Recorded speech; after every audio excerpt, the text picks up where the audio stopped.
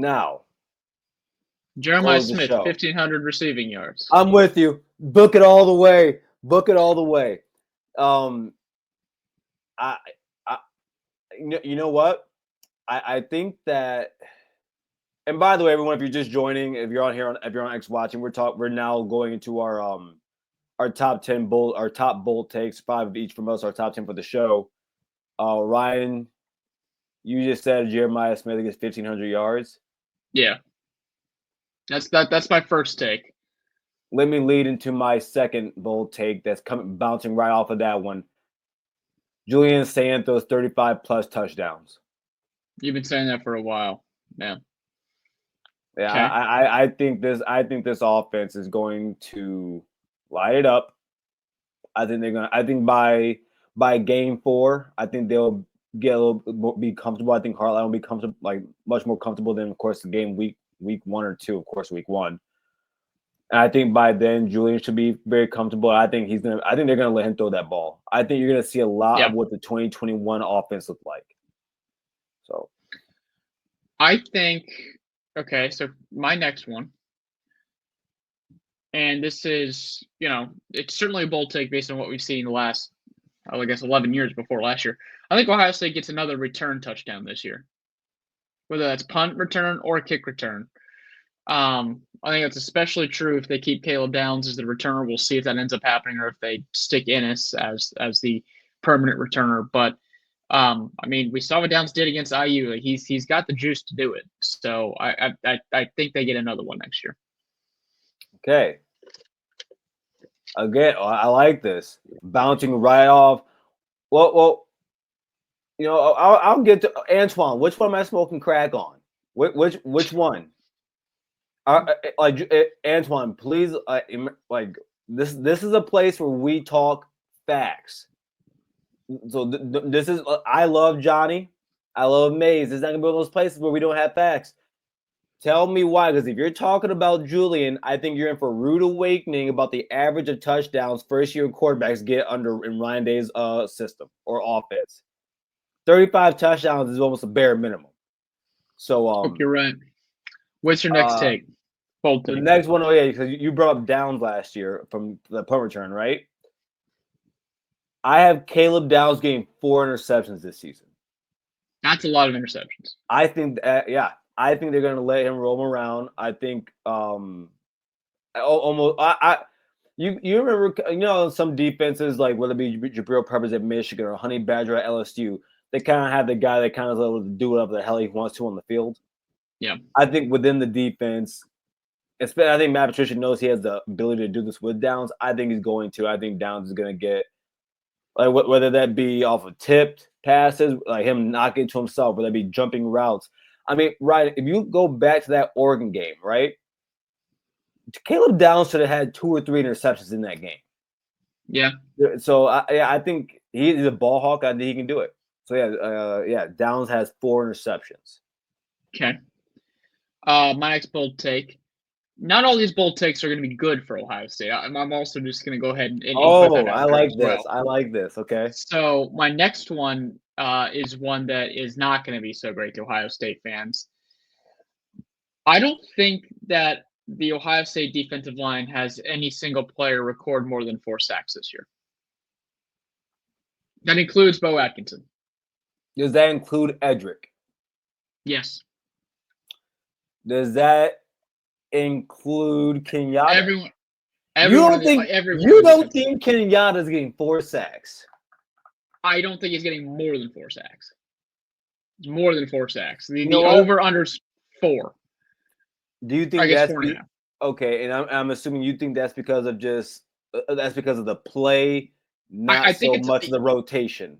It's a combination of a lot of things. Okay. It's a combination of the type of defense Matt Patricia, might run. We might see a lot of more 4 linebacker sets out there. We're going to see more defensive backs out there at times as well. I do think there will be a bit of a rotation out there too. So I think a confluence of all of these factors and the fact that really Bo is the only guy who is proven. Like, he's the only guy who has been a proven pass rusher. So I think just adding all that together equals not a very exciting sack total from the defensive line. That doesn't necessarily mean that I don't think the defensive line's going to play well in other factors, but the sack totals I think are going to be lower. I like that.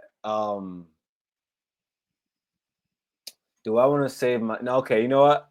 I'm gonna keep bouncing off of yours. Mine are all good things, but I do like the negative one. I do like that. I mean, I can't even really call it negative, We got to but balance it out. but sticking at the D line, I have May I disagree with you a little bit? I have Houston being All American. Yeah, that'd be a clear disagreement from what I just said. Oh, yeah, Okay. yes. I think that I think Edric is gonna be the I think he's gonna be the second best defensive player on this team. Behind Downs. I think that with him being a D tackle, his height, his size, his arm length, he is a mismatch at that position. While understanding he can also go out to guard, to edge or D end. So I think that he's using a lot of multiple ways, and I think that he's gonna be a game wrecker. I think he's gonna be a game wrecker in the run game and the pass game. Also, again, with his size and his length, you're going to see a lot of batted balls from Edric Houston. A lot of batted balls. All right. So my next one, we're going to shift to special teams. Okay. I think Jaden Fielding only misses one kick all year. Woo!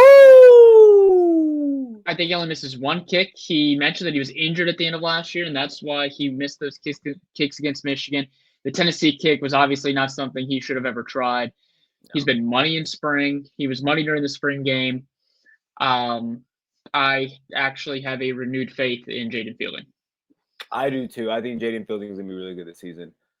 So going into my last one, I had James Peoples averaging 6 yards per carry for these, and this is all regular season for me, by the way. But I have James Peoples averaging 6 yards per carry. Interesting. I think that behind Downs, I've come to your side a bit more. I think Downs is going to be the guy to start out at running back, but I think that James Peoples is going to I think he's going to take advantage of a lot of situations when he's in the game. I think that the field's going to be really spread out this season. And I think James Peoples is the type of guy that he cuts very well. He's shorter, so I think behind our offensive line he can hide. And I do believe we're going to have one of the best. I think we're going to have the best interior O line in the country, or at least one of them.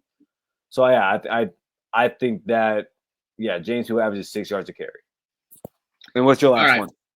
My last one, and this isn't a specific player one. I think we go to Ann Arbor and kick the shit out of Michigan. Like it's not even just going to be a win. Oh, yeah. I think it's going to be a 24-point victory. That's my last bold take. To that point, I do agree with you, and I've told people, I can't really give you football. I can give you some football reasons on why I believe it, but we haven't seen anything till today. We haven't seen anything yet today, but I have Ohio State curb stomping them this season. Yeah. So, I know, but I'm gonna have a graphic made for our list. I think it's a really good list for